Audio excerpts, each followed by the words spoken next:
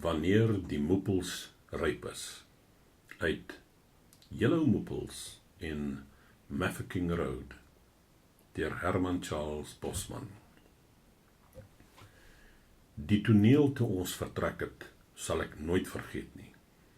Dit was vroeg in die oggend, voor die veldkornet se huis, toe daar nog skaduwees oor die rande gelê en 'n skraal windjie deur die gras gewaai het.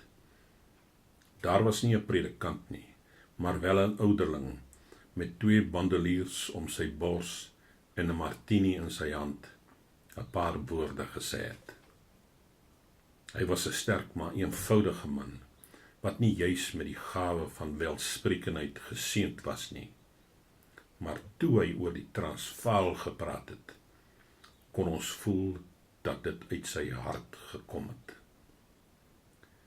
En in stilte het ons hoede afgehaal. Dit was nie lank daarna nie, dat ek op baie dieselfde manier weer my hoed afgehaal het.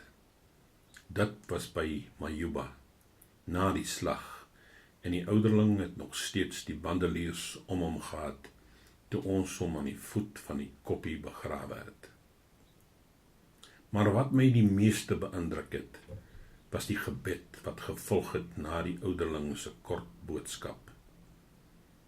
Ons het voor die veldkornet se huis gekniel, elke burger met sy geweer aan sy sy, en die vrouens het saam met ons gekniel, en die wind wat saggies gewaai en die lang grashalms laat ritsel het sag oor die koppe van die mans gestryk, en die kappies en rokke van die vrouens laat roer. Die sagte bries het die gebede van ons volk oor die veld weggedra. Ons het daarna opgestaan en 'n gesang gesing. Die seremonie was verby. Die agterryers het ons perde gebring, en met droë oë en saamgeperste lippe het elke vrou haar man weggestuur oorlog toe. Daar was geen van 'n gehuilery nie. Toe, soos dit ouer gewoonte die boere se tradisie was, het ons 'n sarsie skote in die lug geskiet. Voorwaarts, burgers, het die veldkornet se opdrag gekom. Ons het 2 langs mekaar die pad afgegalop. Voordat ons vertrek het ek Niels Potgieter iets aan Martha Rousseau hoor sê, toe hy uit die saal afgeleen het om haar te soen. My suster Annie, wat langs my perd gestaan het dit ook gehoor. Wanneer die moepels ryp is, Martha, kom ek weer terug na jou toe, het ek hom hoor sê. Ek en Annie het na mekaar gekyk en geglimlag. Dit was iets moois wat Niels daar gesê het. Maar dit was so dat Martha ook mooi was. Mooier selfs as die bome in die veld wat daar die moepels gedra het ek by myselfers gedink, en selfs heel ongetem ook. My gedagtes wat steeds hiermee besig, terwyl ons in 'n lang ry oor die bult gery het, suidwaarts na Natal, en na die ander kommandos, en na Majuba. Vir solank as wat ek in Natal was, het ek net 1 brief ontvang. Dit was van my suster Annie af. Aan die einde van hierdie brief het sy geskryf dat sy en Martha Rousseau na 'n toordokter toe gegaan het. Hulle het na hom toe gegaan om meer te wete te kom aangaande my en Niels Potgieter. As ek tuis was, sou ek dit nie toegelaat het dat Annie haar ophou met sulke nonsies nie. Veral omdat die toordokter vir haar gesê het, ja, juffrou, ek kan baas Kalk Lawrence sien. Hy lê daar agter die groot rots, met 'n veel breinkombers oor sy kop getrek, en hy bly daar agter die rots, totdat die geveg verby is, heeltemal verby. Volgens Annie se brief het die toordokter haar ook 'n hele paar ander dinge oor my vertel, wat ek nie nou die moeite gaan doen om hier oor te vertel nie. Ek dink ek het genoeg gesê om jou te wys wat 'n skobbejak die ou toordokter was.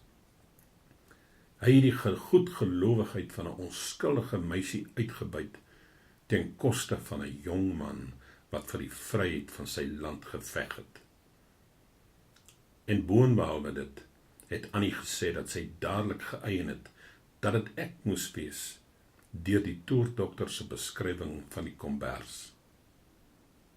Aan Martha Rousseau het die toerdokter gesê: wanneer die moepels rep is, sal Bas Niels Potgieter terugkom na jou toe, juffrou. Hy sal teen die son onder terugkom.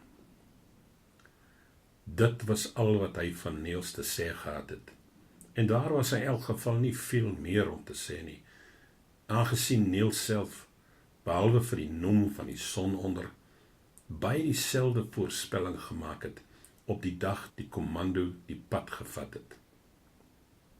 Ek vermoed dat die toordokter te besig was om verspotte en kwaadwillige dinge oor my uit te dink, as om deeglike aandag aan Niels Potgieter se sake te gee. Ek het niks vir Annie se brief aan Niels genoem nie. Dit was nou wel dat hy meer sou wou weet as ek bereid was om hom te vertel. Selfs meer as wat Martha gewillig was om hom te vertel. Martha met die ongetemde hart. Ten einde laaste was die oorlog verby. En oor Transvaal het die vuurkleur weer eens gewapper. Die kommando's was almal op hulle eie paadjies terug na hulle huise toe. En ons leiers het hulle ou rusiemakery oor wie die volgende president moes wees hernie. En orals, behalwe vir 'n paar eensaam en verlate grafte teen die heuwelhange en op die vlakte, was dinge net soos hulle was, voordat Sir Theophilus Shepstone sy opwagting gemaak het.